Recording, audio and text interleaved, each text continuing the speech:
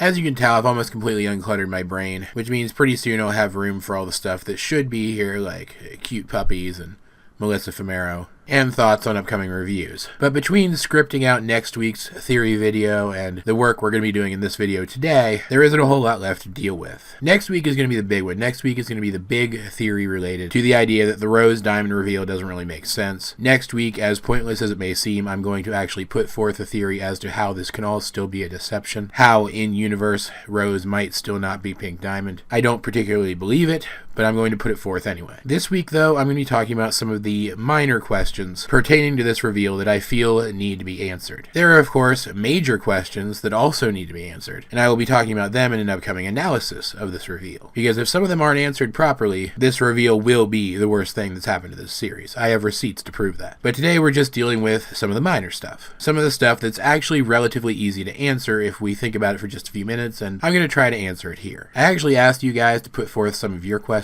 about the reveal over on the Discord over the last couple of days, so you may see some of your questions pertaining to this reveal in this video. However, if you don't see your ideas here, know that it's not because it was a bad idea, it's just because I didn't have time to include everything. I think the first question that we need to address is the fact that Rose Quartz and Pink Diamond look enough alike for this to work in the first place. They have similar enough color schemes that it is relatively believable that Pink Diamond could shapeshift into a Rose Quartz believably, and the front of a Rose Quartz gem looks like the top of a Pink Diamond gem. This is a pretty convenient coincidence, and while it is possible that Pink Diamond designed the Rose Quartz gems with this in mind, that she specifically created them so that the identity Rose Quartz could act as an alias for her, this would seem to suggest planning which took place either as Pink Diamond was first forming her colony or before, and her history doesn't seem to line up with her already wishing to rebel at that point, so I see no reason why she would have taken these actions preemptively so early in the timeline. What's more likely is that she wanted her first line of gems to look in some way like her, and later on it just happened to be possible for her to disguise herself as a Rose Quartz when she felt that she wanted or needed an alias. Which poses the question of how Pink Diamond could have been Rose Quartz all of the times that she was. Pink Diamond was still active in the Diamond Authority during, for example, the events of the Answer. So how is it possible that she was absent for the events at the end of the Answer when she met up with Garnet again? Or the events at the beginning of the Answer when she attacked Blue Diamond's court? I mean, it's possible that Pearl could have played the role of Rose Quartz in those situations, if not for the fact that Pearl was with Rose when those things happened. This is the first one that I don't really have an explanation for, and I think the show needs to explain it. Like, it's possible that she just pretended that she was up on the moon base and didn't want to be disturbed during those times, and if we don't get an explanation for this, it's not going to break the show or anything, but I still would like an answer to this question. There's also the question of how she could make fake shards. Some people have gone so far as to say that she can create gems instantaneously using the same method that she used to create the fake Pink Diamond shards, and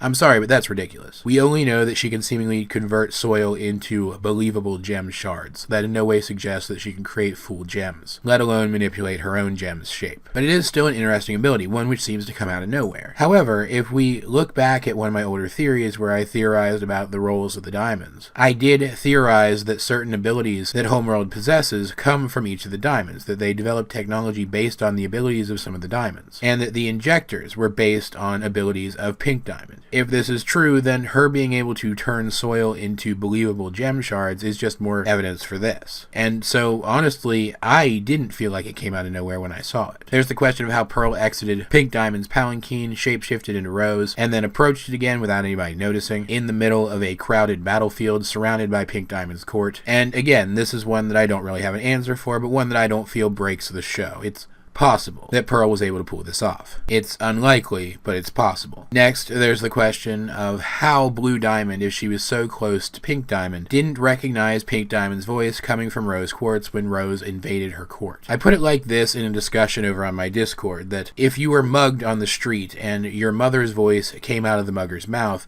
you would be suspicious. If a voice that you knew that well came out of the mouth of someone attacking you, you would be suspicious. You would be taken aback. And yet, Blue Diamond seems to react as if she knows that this is Rose Quartz's voice, as if she doesn't recognize it as Pink Diamond's. And I'm sorry, but that's ridiculous. We see that Rose and Pink Diamond have the same voice. Rose is just a shapeshifted Pink Diamond, after all. And as far as we have seen so far in the show, shapeshifted forms keep the voice of their base form. However, that doesn't mean that that necessarily has to be the case. The voice that someone produces is dependent on the shape of their larynx. And since gems do create the organs necessary to function, i.e. they have actual eyes, they have actual tongues, they have actual ears, it makes sense that they would have larynxes as well. And so it also makes sense that if a gem concentrated hard enough when shapeshifting, they could change the shape of their larynx. And that in that scene in the answer, Pink had just gone one step further and shapeshifted the shape of her larynx enough that her voice sounded different. That we just didn't hear it that way because of the inherent way that the story was being told, with Garnet voicing all of the characters. This poses the question as to how Garnet didn't realize that her voice was different the second time that she heard it. But with everything that was going on with Ruby and Sapphire in that scene, I can imagine that remembering the voice of the Rebel Rose Quartz wasn't the top of their list. Once again, in the camp of questions that I have no answer for, there's the question of how some of Steven's human anatomy works with that giant gem point sticking through his body. It's particularly egregious in scenes with him as a baby, as at that size, the point of Pink Diamond's gem would have stuck through his spine. But even in his current form, the point of the gem would still perforate his stomach. Like maybe some of his human anatomy grew around the gem and his stomach is in a different place than a normal human's. But the spine thing as a baby is impossible to avoid, and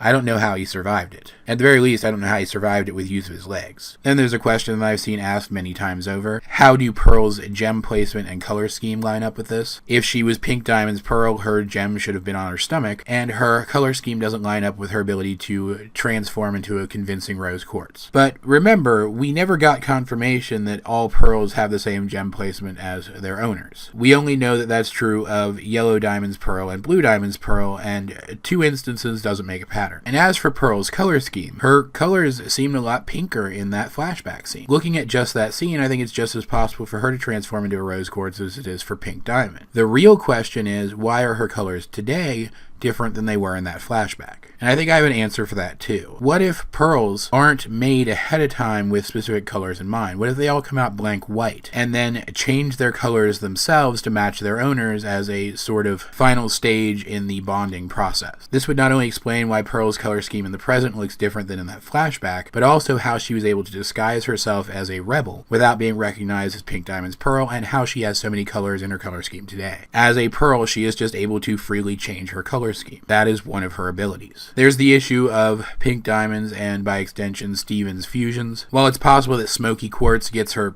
quartziness from amethyst, there isn't actually quartz involved in the Rainbow Quartz fusion. So are those fusions quartzes or not? And the answer to that comes down to they're pretty much whatever they want to be. The crew has said at this point that fusions choose their own names. That they try to choose names which fit their new colorations, but they don't have to. They don't have to name themselves accurately. And while some of Smokey's dialogue in Earthlings seems to suggest that they pulled their name from some definitive source, that they didn't make it up, I think at this point we have to assume that fusion names just aren't an accurate way of determining which components are involved in the fusion. Though it is possible that at this point, now that Steven knows that he's not a quartz, he may change the name of some of his fusions. And I am really interested to see if that ends up being the case. Let's round this off with a couple other questions that I think we need the answers to that I don't have answers for. Why was Yellow Diamond acting so suspicious at the trial if she wasn't involved in Pink Diamond's death? Why didn't the crew establish some of these seemingly additional powers that the diamonds possess, i.e. the seeming ability to shapeshift perfectly over long periods of time that they don't share with other gems? Why didn't they set these things up in preparation for the reveal? And why, if Steven's gem is a diamond, did no one notice? We have seen evidence in the show that gems can recognize each other just on their stones. And yet Peridot, an expert in kindergartening, recognized him as a quartz and not a diamond. His gem was seen by Blue and Yellow Diamond. He was scanned on the zoo. How is it that no one, anywhere, ever realized that his gemstone wasn't a rose quartz gemstone, but was in fact a diamond gemstone? This is the one out of all of these that I think makes the least sense, and the one that I want an answer to the most. But as per usual, guys, I'd like to know what are your thoughts on any of these questions that I brought up today, or any of the answers that I came up for the ones that I felt I could answer. And of course, if you have any more of these smaller-ish questions that you would like to know the answer to,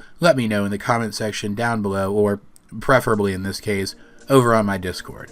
Link in the description. Either way though, this has been AJ22, and I will talk to you guys later.